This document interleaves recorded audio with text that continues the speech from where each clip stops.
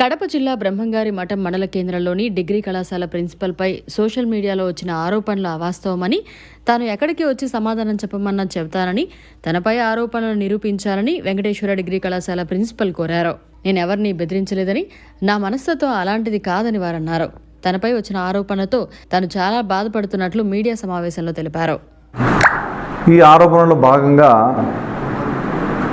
ఆయనకు నాకు సంబంధించి ఏవైనా లావాదేవీలు జరిగిన అగ్రిమెంట్లున్నా పత్రికాముఖంగా నలుగురిలో పత్రికాముఖంగా ఒక ఎవిడెన్స్తో తీసుకొచ్చి చూపిస్తే దానికి నేను ఎప్పటికైనా తలొగ్గుతా. అయ్యా వీరభద్రయ్య గారు, మీరు ఎవరో చెప్తే ఎవరో మాట్లాడమంటే ఇలాంటివన్నీ రాసుకొని చదువుకొని బట్టి మాట్లాడుతున్నారు. మీరు నిజంగా చెప్పండి, అగ్రిమెంటు రాయడానికి ముందు జరిగిన లావాదేవీల్లో నేనొక్కనే ఉన్నాను. మాధవరెడ్డి మాట్లాడి వల్లి ఎవరో నాకు తెలియదు, ఆయన పేరు తెలియదు, ఊరు తెలియదు, ఆయన పేరుతో అగ్రిమెంట్ రాయించింది మాధవరెడ్డి అని చెప్పారు. మీరేమన్నా చిన్నపిల్లలా సార్? మీరు ఈ విధంగా అభాండాలు వేసేటప్పుడు 1-2 సార్లు, నాకు ఒక ఫ్యామిలీ ఉంటుంది, పిల్లలు ఉంటారు, ఒకసారి మీరు ఆలోచించండి. పరువు ప్రతిష్టలతో బతుకుతూ ఒక కాలేజీని నిర్వహిస్తున్న ఒక ప్రిన్సిపల్గా, నేను చదువుకున్న వ్యక్తిగా మీ అగ్రిమెంట్ గురించి మీ ముందే వల్లి సార్తో నేను ఎన్నిసార్లు మాట్లాడలేదు.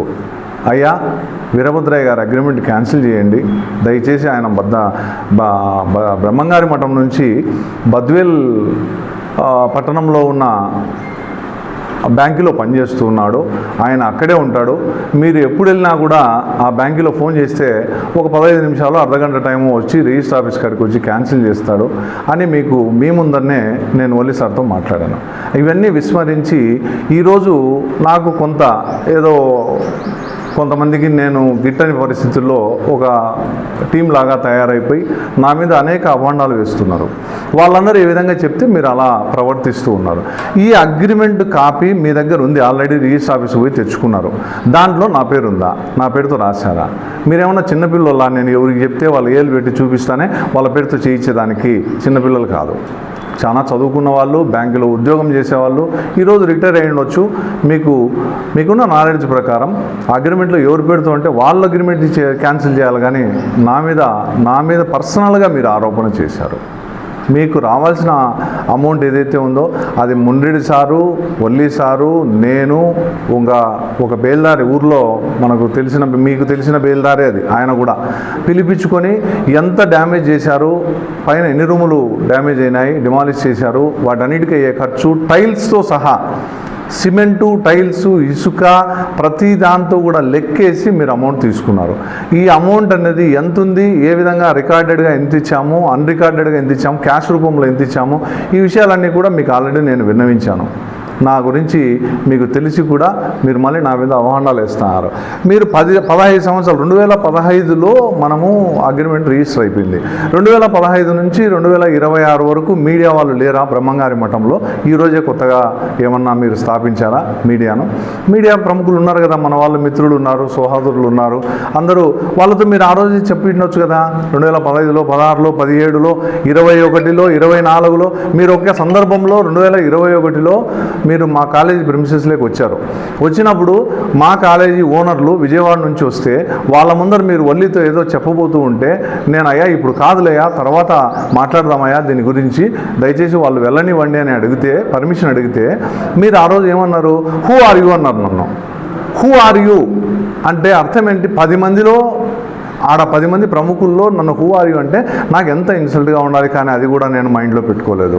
అంటే మీరు అన్న మాట చెప్తున్నా, అలా అనాల్సిన సందర్భం ఎందుకు వచ్చింది? హూ ఆర్ యూ అంటే నాకు సంబంధం లేదనే కదా, మరి ఎందుకు అన్నారు మీరు? నాకు సంబంధం లేనప్పుడు మీరు ఎవరికైతే రిజిస్టర్ చేశారో అగ్రిమెంటు వాళ్ళతో క్యాన్సిల్ చేయించుకోండి. దానికి సహకారం నేను సాక్షి ఉండా, నేను ఈరోజు కూడా సాక్షిని చెప్తా. ఆడ ఇద్దరం ఉన్నాం, సుబ్రహ్మణ్యం ఆచార్య అని ఒక ఆయన, మాధవరెడ్డి అని నేను. మరి ఇద్దరం సాక్ష్యం కదా, ఇద్దరం సాక్ష్యం. మీరు ఆయన పిలిపించండి, నేను వస్తా. అయ్యా ఇది నిజమే, ఇది ఖచ్చితంగా ఆయనకు మనం ఇంత రెంట్కు మాట్లాడుకున్నాము, ఇన్ని సంవత్సరాల నుంచి ఉండాము, ఇదంతా ఆయన లావాదేవీలన్నీ తీర్చి మీరు క్యాన్సిల్ చేసుకునే బాధ్యత మీ దగ్గర ఉంది. కరస్పాండెంట్ గారితో మీరు దయ ఉంచి ఈరోజు కూడా చెప్తున్నా, దయ ఉంచి మీరు ఫోన్ చేయండి. నేను ఏమైనా కరెస్పాండెంట్ గారికి ఫోన్ చేసి మీరు చేయొద్దు, వీరభద్రాయని ఇబ్బంది పెట్టాలి అని ఉంటే మీరు ఏ శిక్ష వేసినా నేను శిక్ష రెడీగా ఉన్నాను.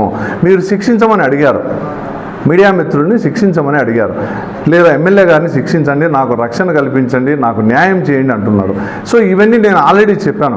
సార్ మీరు కోర్టుకు వెళ్తే ఇది తెగుతా సార్ తొందరగా అని కూడా చెప్పాను. లేదు కోర్టు ప్రాసెస్ పెద్దదైనప్పుడు ఊర్లో పెద్దవాళ్ళు ఉంటారు, మీడియా వాళ్ళు కానీ ప్రముఖులు కానీ ఎవరైనా ఉంటారు, పంచాయతీ పెట్టండి, పంచాయతీకి ఇద్దరిని పిలిచండి, ఇది నిజమా అబద్ధమా అని మీరు తేల్చుకోండి. తేల్చుకున్న తర్వాత నేను ఏదైనా దాంట్లో పొరపాటు మాట్లాడితే ఇది కాదని చెప్తే ఆ రోజు మీరు నన్ను చొక్కా పట్టుకొని మాట్లాడండి.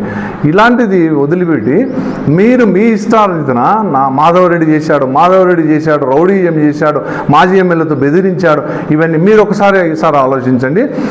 నా ఫోన్ నంబర్ ఇస్తా, ఎమ్మెల్యే గారి ఫోన్ నంబర్ ఇప్పిస్తా, ఆయనతో మాట్లాడి పెద్ద ఆయనతో కూడా మాట్లాడి ఈ 2 నంబర్లు కాల్ రిజిస్టర్ తీసుకోండి. 2015 నుంచి మీకు ఏ రోజైనా ఫోన్ చేసి బెదిరించారా, లేదా మీరు పర్సనల్గా ఎక్కడైనా నిలబెట్టి మాట్లాడారా, మేమేమైనా బెదిరించామా, వీటన్నిటికీ ప్రూఫ్లు ఏమైనా ఉన్నాయా, అవన్నీ తీసుకొని పోలీస్ స్టేషన్కి కానీ కోర్టుకు కానీ మీరు ఎక్కడికి రమ్మన్నా నేను ఎనీ టైం 1 గంట టైం ఇవ్వండి, నేను ఎక్కడున్నా కానీ మీ దగ్గరికి వచ్చి నేను దానికి సమాధానం చెప్తా. చట్టపరంగా న్యాయపరంగా మీరు ఏ చర్య తీసుకున్నా కూడా నేను సిద్ధంగా ఉన్నా. అలాంటిది పోనిచ్చి మీరు రాసే ఆర్టికల్లో నేను కరెస్పాండెంట్ వల్లి అనే మాట ఒక్క చోట కాకుండా ఒక్క చోటన్నా ఉందా, కేవలం నన్నే టార్గెట్ చేస్తున్నారు.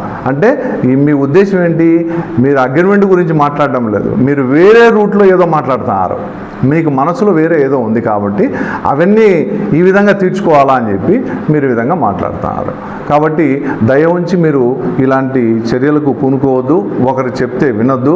మీరు ఏదన్నా ఉంటే ప్రొసీజర్ ప్రకారం యాజ్ పర్ లా దాని ప్రకారం మీరు ఫాలో కండి. పోలీస్ స్టేషన్కి అయినా వస్తా, నేను లోకల్గా పెద్ద మనుషుల దగ్గర అయినా పెట్టండి, మరొకసారి చెప్తున్నా, పెద్ద మనుషుల దగ్గర కూర్చోబెట్టండి, తర్వాత మీరు కోర్టుకు వెళ్ళినా కూడా దానికి నేను సమాధానం చెప్తాను. ఓకేనా? అదేగా పెద్దయినా. థ్యాంక్ యూ అని అన్నారు. మరిన్ని అప్డేట్స్ కోసం మన HN9 టీవీ ఛానల్ని సబ్స్క్రైబ్ చేసుకోండి.